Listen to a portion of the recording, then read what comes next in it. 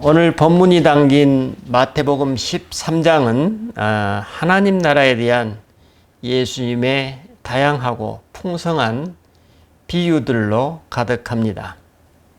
그런데 예수님은 하나님 나라를 이처럼 비유로 말씀하시면서 귀 있는 자는 들으라 하고 외치십니다.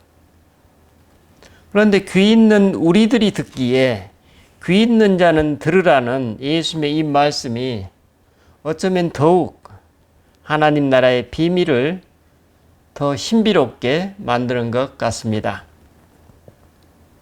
예수님은 분명히 우리로 하여금 지금 선포하고 계시는 비유의 말씀을 청중들이 더 잘 이해하고 받아들이라는 차원에서 귀 있는 자는 들으라고 외치셨을 텐데, 그렇다면 그 이유는 어디에 있었을까요? 바로 이 부분이 오늘 본문과 마태복음 13장에 나오는 하나님 나라에 대한 비유들을 이해하는 열쇠로 볼 수 있습니다. 그래서 우리는 지난주에 기도 모임에서 오늘 본문으로 함께 복음 감상으로 기도하는 기회를 가졌습니다. 본문 1절로 2절 내용을 보면, 그날 예수께서 집에서 나가사 바닷가에 앉으심에 큰 무리가 그에게로 모여들거늘 예수께서 배에 올라가 앉으시고 온 무리는 해변에 서 있더니 라고 당시의 현장을 마치 중계하듯이 오늘 우리에게 마태가 전하고 있습니다. 저는 갈릴리 해변을 직접 가보지 못해서 잘 알지는 못하지만 실제 갈릴리 해변에 다녀온 분의 설명에 따르면 오늘 말씀의 현장감이 더 실감이 되시리라 생각합니다. 성지순례를 다녀오신 어느 분이 쓴 글귀입니다. 어느 봄날 아침 우리는 갈릴리 바닷가에 서 있었다. 버스가 길 위쪽에 섰고 몇십 명이 되는 우리는 걸어서 햇빛이 반짝이는 바닷가로 내려왔다. 평화롭고 고요했다. 바닷가에서 가파른 비탈이 이어져 있고 그 급격한 경사를 따라 바닷물이 육지 속 깊숙이 들어간 좁다란 후미가 있었다. 가버나움 바로 옆 서쪽으로는 그러한 후미가 몇 개 있었다. 여행 가이드는 분명한 의도를 가지고 우리를 이곳에 데려왔다. 그는 미리 그 지역 어부에게 부탁하여 작은 배를 준비하였다. 그리고 우리를 바닷가에 둔 채 배에 올라타서 그 어부를 시켜 후미 한가운데로 노를 저어가게 했다. 그러더니 배에서 일어나 분명한 목소리로 목청을 높일 필요도 없이 우리에게 씨 뿌리는 자의 비유를 읽어 주었다. 우리 모두는 감탄했다. 그 아침에 물을 가로질러 들려오는 그의 목소리는 맑고 또렷했다. 후미의 가파른 기슭은 완벽한 음향시설을 갖춘 잘 설계된 극장이 되었다. 우리는 거기 서서 2000년 전에 그 배에서 들려오는 또 다른 목소리에 귀 기울였던 훨씬 더 많은 군중들을 상상했다. 예수님은 수백 명의 군중 모두가 다 들을 수 있는 완벽한 방법을 찾아내셨던 것이다. 이렇습니다. 어떻습니까? 2000년 전 갈릴리 바다의 후미진 물 위의 조그만 배에 앉으셔서 오늘 비유를 말씀하시는 예수님의 모습, 그리고 그 예수님 앞에 언덕에 서서 그분의 말씀에 귀 기울이고 있는 청중들의 평화로운 모습이 한 폭의 그림처럼 연상되지 않으십니까? 학자들에 따르면 실제로 당시 스승들은 자리에 앉아서 강연을 했고 제자들은 서서 스승의 강의를 들었다고 합니다. 지금 여러분도 그때 그 자리에 계신다고 생각하시고 오늘 말씀을 한번 경청해 보십시다.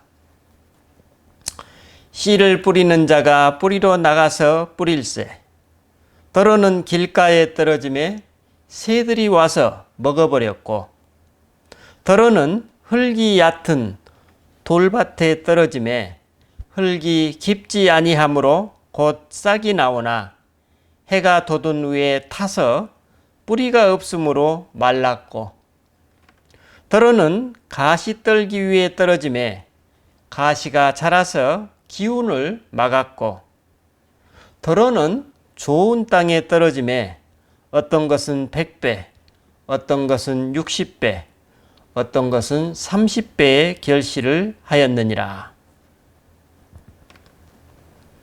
어떻습니까? 무엇이 느껴지십니까?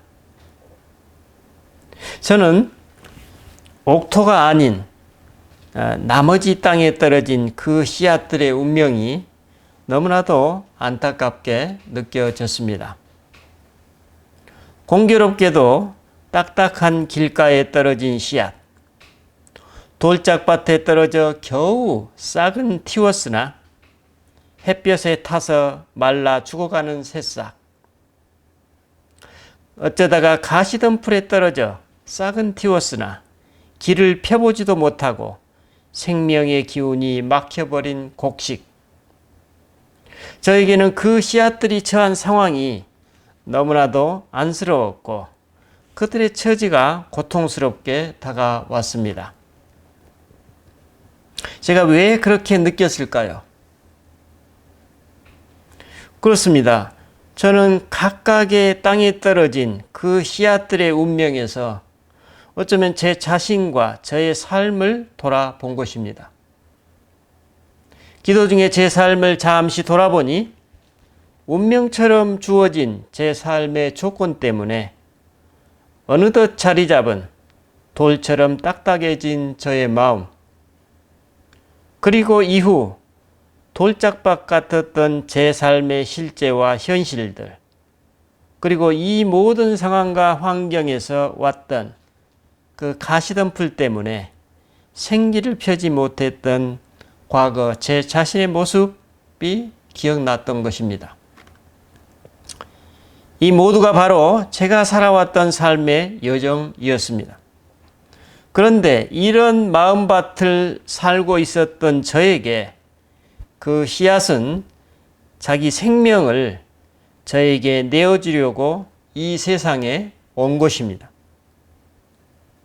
이러한 하나님의 일깨움은 제 마음의 깊은 감동과 저를 향한 하나님의 손길로 다가왔습니다. 바로 이것이 저를 향한 하나님의 사랑이 아니겠습니까? 인간으로 오신 그리스도께서는 그런 가련하고 참혹한 우리들의 삶에 들어오셔서 내 존재와 우리들의 삶을 부드럽고 풍요한 옥토로 만들어 가시기 위해서 그처럼 헌신적으로, 그처럼 성실하게 우리의 삶을 일구어 오신 것입니다.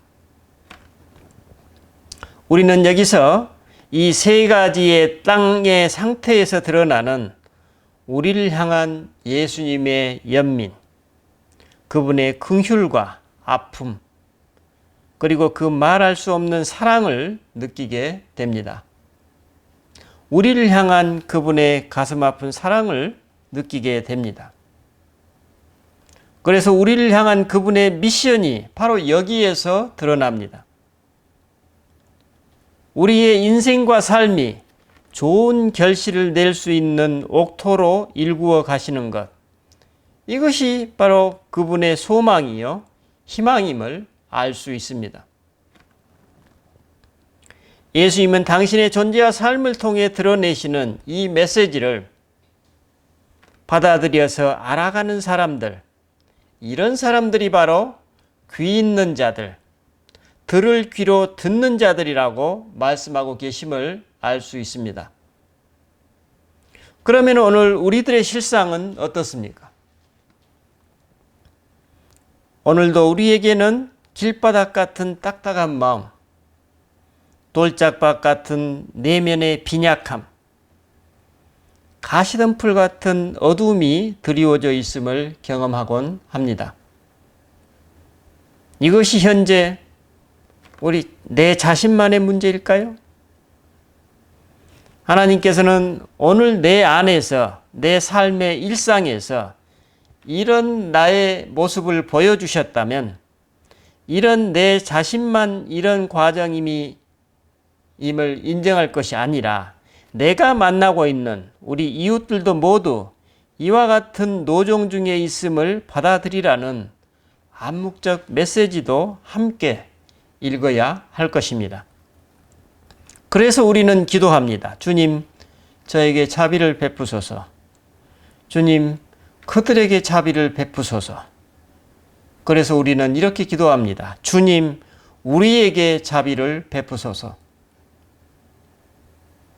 우리는 여기에서 예수님과 당신의 사역에 담긴 그분의 말할 수 없이 깊은 자비와 헌신과 사랑을 느끼게 됩니다. 우린 또한 여기서 오늘 본문을 생생하게 전하고 있는 마태의 마음을 짐작할 수 있습니다.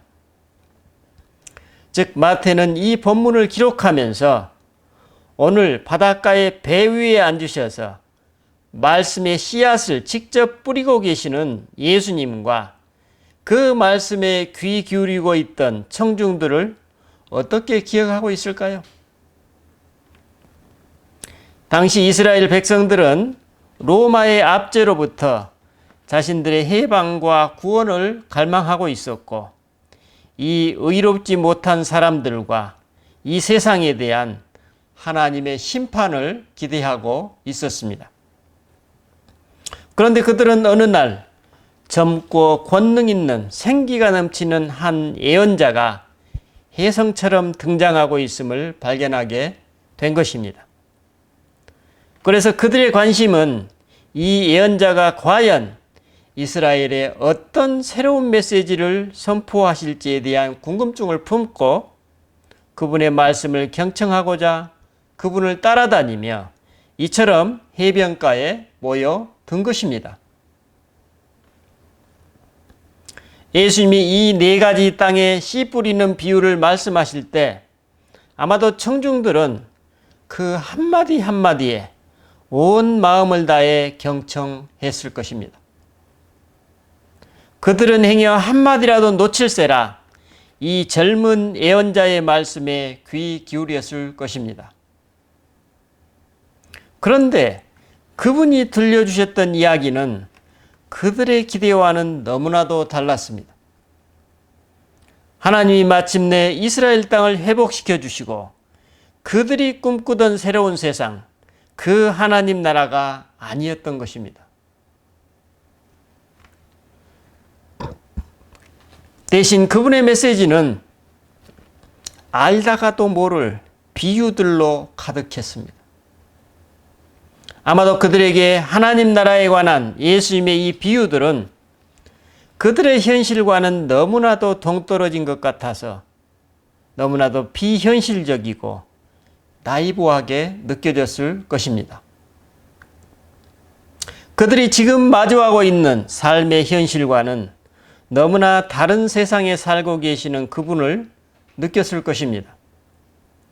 그래서 이 비유의 말씀은 쉽게 이해할 수 없는 어떤 비밀로 느껴졌을 것입니다.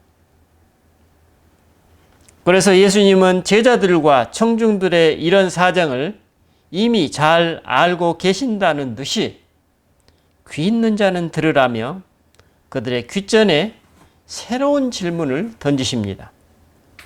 어떤 새로운 질문입니까? 그렇습니다. 다른 사람이 아니라 당신은 지금 나의 이 비유를 어떻게 받아들이고 있느냐는 질문입니다. 로마나 이방 사람들이 아니라 바로 당신은 지금 이 말씀의 씨앗을 어떻게 받아들이고 있느냐는 질문입니다. 당신의 마음밭은 지금 어떤 상태에 있느냐는 질문입니다. 결국 귀 있는 자는 들으라는 예수님의 이 말씀은 예수님이 해변가 언덕 위에 청중들에게 말씀을 선포하시는 이때 그 현장 자체가 곧 지금 이 비유의 말씀이 실체화되고 있는 순간이라는 메시지입니다. 역으로 이 비유의 말씀 자체가 곧 지금 이 바닷가에서 복음의 씨앗들이 뿌려지고 있는 현장의 실제 리얼리티라는 의미입니다. 알 수 없는 미래의 어느 때가 아니라 예수님은 지금 이 자리에서 말씀의 씨앗, 천국의 씨앗을 청중들에게 뿌리고 계신다는 메시지입니다. 그러므로 우리는 이미 길바닥처럼 딱딱한 마음, 돌짝발 같은 밭 같은 거친 마음, 가시덤불 같은 억압의 기운에 짓눌려 있을지라도 예수님의 말씀처럼 지금 들을 귀 있는 자들은 이미 옥토로 일구어지는 과정에 들어선 것입니다. 아마도 마태는 그때 그 갈릴리 해변에서 맛보았던 그 현장을 기억하면서 당시 비유로 전해지는 그 말씀의 향연 속에서 그 헤아릴 수 없는 복을 누리고 있음에도 그 사실을 전혀 알아차리지 못했던 자신과 동료들 그리고 그 당시 청중들이 기억났을 것입니다. 아마도 마태는 그 당시 그 현장에서는 이처럼 살아있는 진리를 실감나게 경험하지는 못했지만 오늘 본문을 기록하고 있는 그때 그는 당시 그 현장에 실제 있었던 그 생생히 살아있는 말씀의 향연에 깊이 매료되었을 것입니다. 여기서 그는 어쩌면 자신을 향한 예수님의 부르심을 다시금 듣게 되었을 것입니다. 바로 이런 맥락에서 예수님은 당시 당신의 말귀를 잘 알아듣지 못해 왜 비유로 말씀하시냐는 제자들의 질문에 답변하십니다. 바로 이어지는 11절로 16절 말씀입니다. 이렇습니다. 천국의 비밀을 아는 것이 너희에게는 허락되었으나 그들에게는 아니 되었나니 무릇 있는 자는 받아 넉넉하게 되되 없는 자는 그 있는 것도 빼앗기리라. 그러므로 내가 그들에게 비유로 말하는 것은 그들이 보아도 보지 못하며 들어도 듣지 못하며 깨닫지 못함이니라.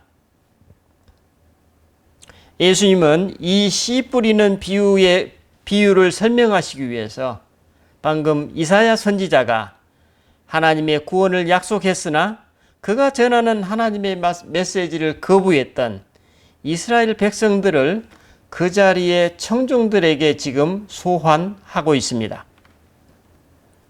소환하고 계십니다. 당시 이스라엘 백성들에 대한 하나님의 심판과 구원의 메시지, 여러분 이사야서 6장 13절 말씀입니다.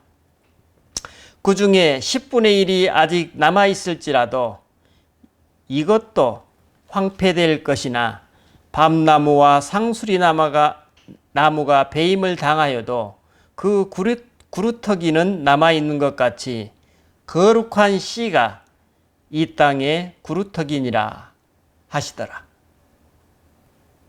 하나님의 심판으로 이제 구루터기만 남게 될 것인데 그 구루터기에 새로운 생명이 숨겨져 있다는 메시지입니다.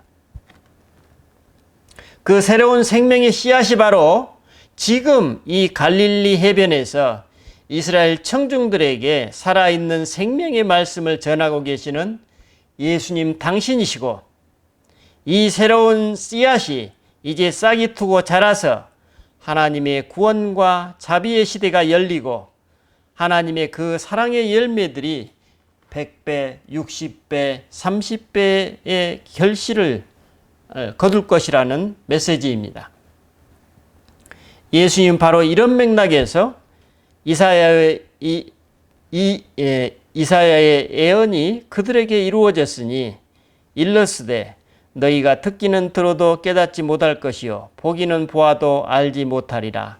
이 백성들의 마음이 완악하여져서 그 귀는 듣기에 둔하고 눈은 감았으니 이는 눈으로 보고 귀로 듣고 마음으로 깨달아 돌이켜 내게 고침을 받을까 두려워함이라 하였느니라.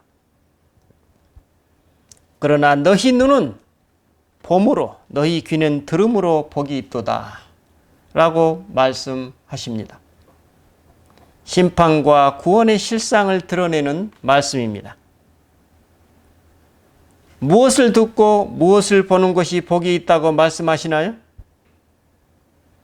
그렇습니다. 지금 여러분 앞에서 생생히 살아있는 말씀으로 여러분과 함께 하시는 하나님의 아들을 보고 그분께 귀 기울이고 있는 여러분이 복이 있다는 메시지입니다.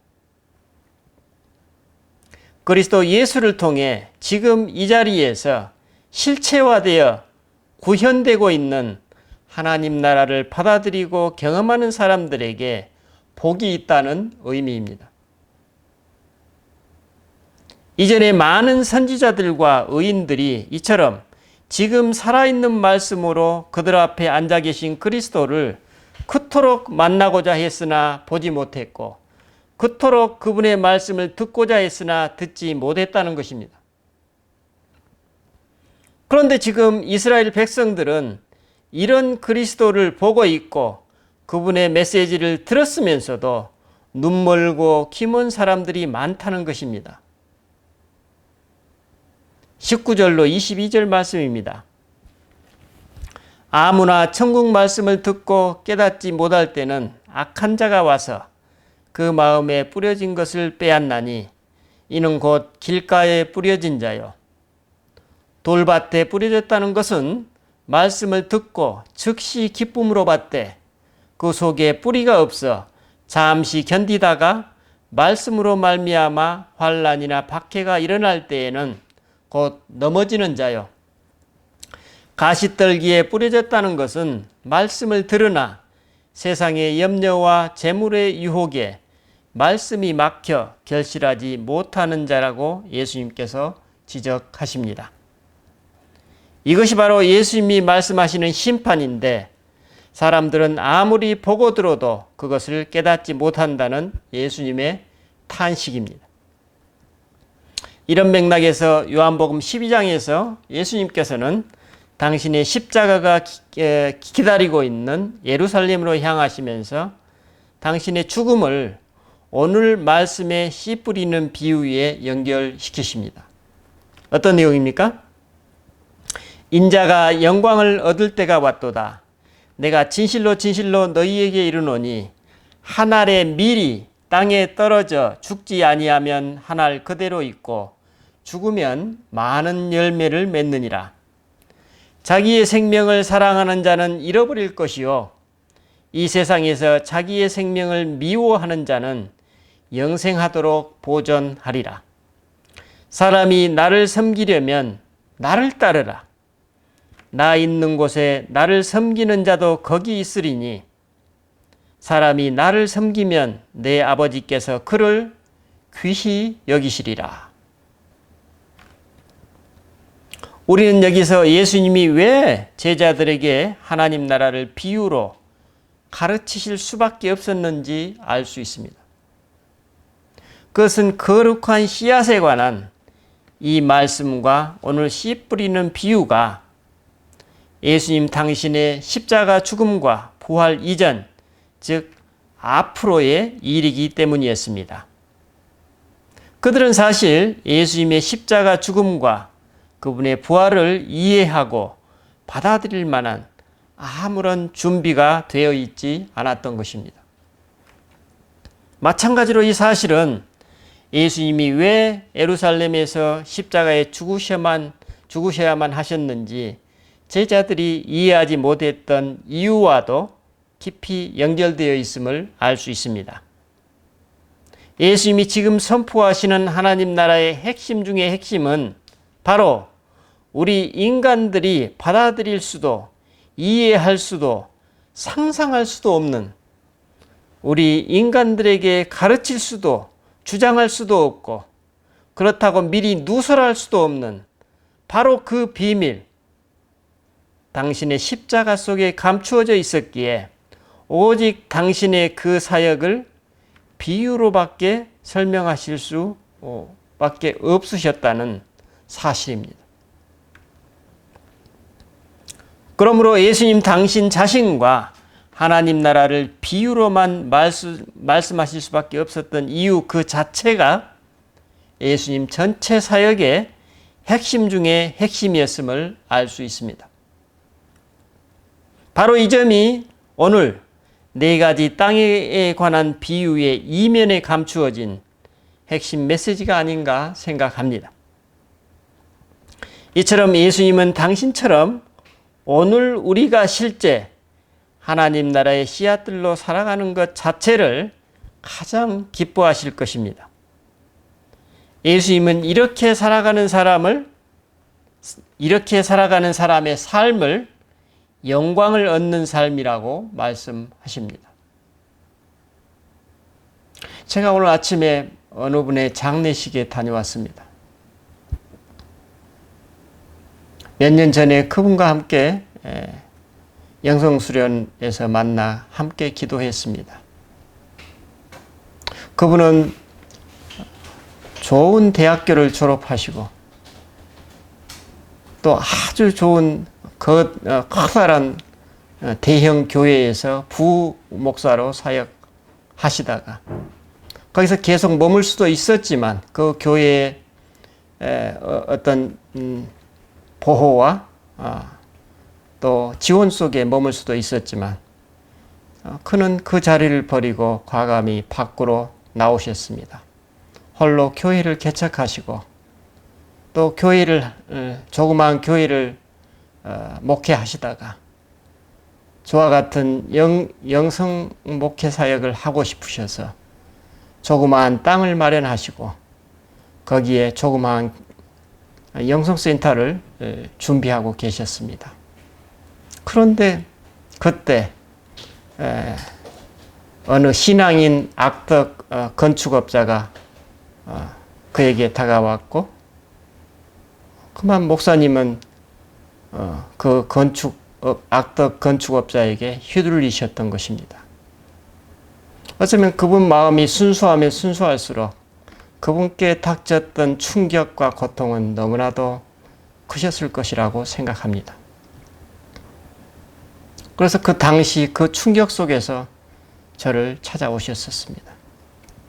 우리는 함께 기도하고 있었지만 불과 2, 3일 이틀 전에 그분이 소천 받으셨다는 소식을 접하게 되었습니다. 저는 그 소식을 듣고 너무나도 가슴이 아팠습니다. 어떻게 이처럼 하나님을 신실하게 따르고 하나님의 사랑과 가치를 자기 삶 속에서 실현하시려는 그와 같은 훌륭하신 분이 이처럼 일찍 소천 받으시는가. 저는 그 마음이 너무나도 안타까워서 적어도 그분의 자녀들에게는 내가 그분에 대해서 제가 만난 그분을 설명해 주어야겠다고 생각했습니다. 그래서 제가 오늘 아침 그분의 빈소에 찾아가 그분의 두 자녀와 사모님을 만나 뵈었습니다. 그리고 제가 말씀드렸습니다. 아버님은 제가 만난 목회자들 중에 가장 훌륭하신 분. 진실로 하나님의 사람이었노라고 증언해 주었습니다. 아마도 하나님께서는 그 두 자녀와 그 사모님을 통해 그 목사님이 하나의 썩어져가는 미랄로서의 계속되는 새로운 새싹과 열매들로 하나님께서 계속 결실을 이루어 가시리라는 믿음이 저에게는 있습니다. 이것이 바로 예수님께서 영광의 삶이라고 말씀하십니다. 여러분, 예수님은 사실 이 비유 그대로 우리 생명의 씨앗으로 우리에게 오셨습니다. 다시 말하면 오늘 본문의 이 현장이 바로 이 씨 뿌리는 비유가 현실적으로 구현된 하나님 나라의 실제 현장인 것과 같이 오늘 우리가 하나님 나라를 내가 살아가고 있는 현실 속에서 받아들이고 이를 실제 삶으로 드러내는 모습이 곧 보이지 않게 하나님의 말씀의 씨앗으로 내 자신과 나의 삶을 옥토로 일구어 가시는 하나님의 손길임을 고백하게 됩니다. 하지만 온전치 못한 우리는 늘 부족함을 느끼게 됩니다. 그래서 예수님은 오늘도 종종 우리 앞에서 외치십니다. 귀 있는 자는 들으라. 예수님은 이런 우리들을 인내롭게 기다려주시고 오늘도 성실하게 우리와 우리의 삶을 계속해서 옥토로 이루어가고 계신다는 메시지입니다. 그리고 우리는 어느 순간 하나님 나라의 비밀을 이미 살아가고 있는 내 자신을 발견하게 될 것입니다. 이것이 바로 하나님 나라를 살아가는 사람들이 누리는 이 땅에서의 복입니다. 기도하십시다. 주님, 오늘 하늘에서 내려온 하나님 나라를 이 땅에 그토록 구체적이고 실제적으로 가져오신 그리스도 예수를 기억합니다. 특별히 당신의 십자가 죽음과 부활을 받아들이고 이해할 수 있는 역량이 턱없이 부족한 우리들의 한계가 바로 당신의 그 사랑을 비유로밖에 설명하실 수 없었던 그 이유였음을 새롭게 발견합니다.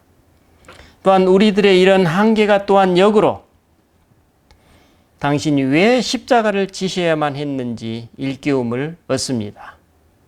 주님, 지금 이 시간에도 우리와 함께 하셔서 우리를 옥토로 일구어 가시는 주님의 손길을 고백합니다. 우리도 당신처럼 하나님 나라의 씨앗들로 사용하여 주시옵소서. 우리 주 예수 그리스도 이름으로 기도드립니다. 아멘.